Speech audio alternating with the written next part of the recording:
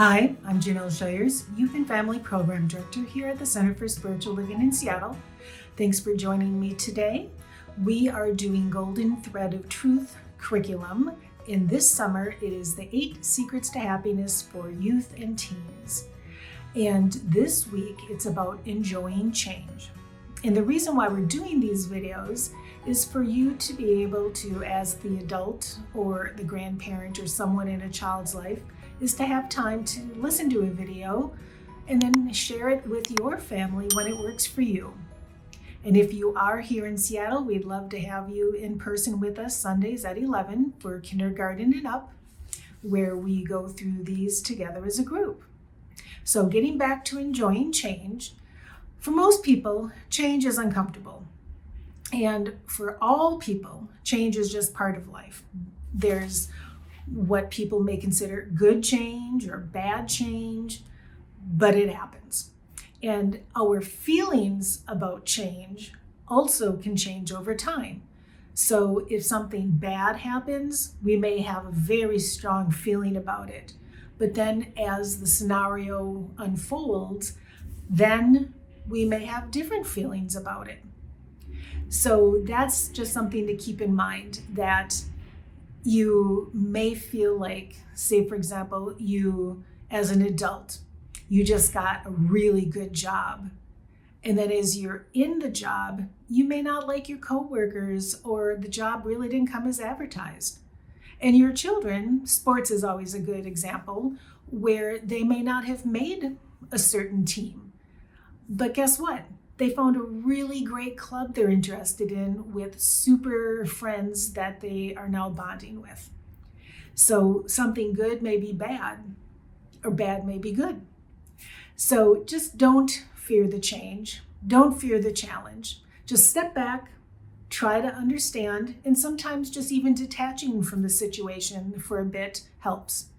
So remember that success and defeat are temporary illusions.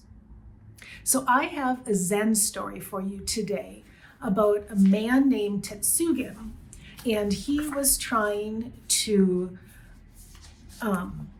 publish the sutras, which are at the time were available only in Chinese. And these books were to be printed with wood blocks in an edition of 7,000 copies, a tremendous undertaking. So he began by traveling and collecting donations for this purpose. A few sympathizers would give him 100 pieces of gold, but basically most of the time he only got a few coins. He thanked each donor, regardless of how big of the donation, with equal gratitude. And after 10 years, he had enough money to begin his task. It happened at that time the Uji River overflowed. Famine followed. Tetsugen took the funds he had collected for the books and spent them to save others from starvation. Then he began the work of collecting money again. Several years afterward, an epidemic spread over the country. Again, he gave away the money to help his people. For a third time, he started his work, and after 20 years, his wish was fulfilled. The printing blocks which produced the first edition of sutras can be seen today in the Obaku Monastery in Kyoto. The Japanese tell their children that Tetsugen made 3 sets of sutras, and that the first 2 invisible sets surpass even the last. So what changed for Tetsugen?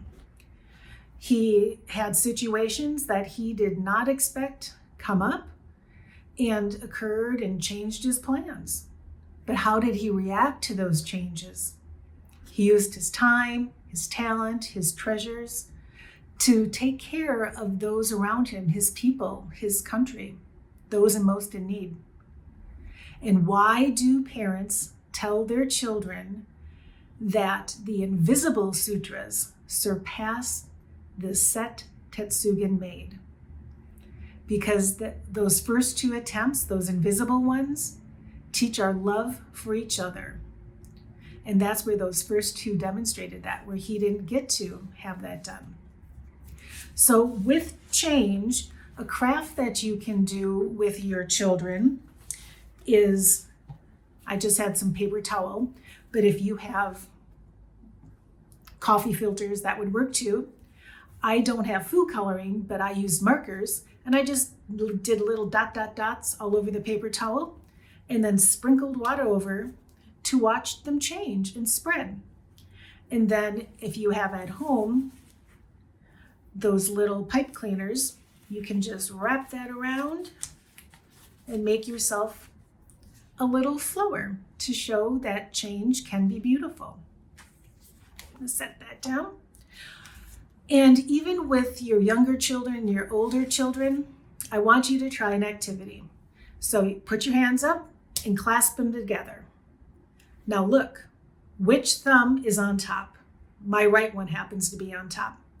So what I want you to do is clasp again, but switch and put your left thumb on top, or whatever the opposite one was. How does that feel for you? A silly way to demonstrate this is have your children put their shirt on backwards. Have them brush their teeth with their non-dominant hand. See how that feels. Have them enjoy the change. When something may feel uncomfortable, remind them that change happens and how our feelings about that also can change. So thanks for joining me today. Make sure you subscribe below so you're notified when more videos are done, and leave me some comments so I can hear about what you're thinking about these videos. Thanks.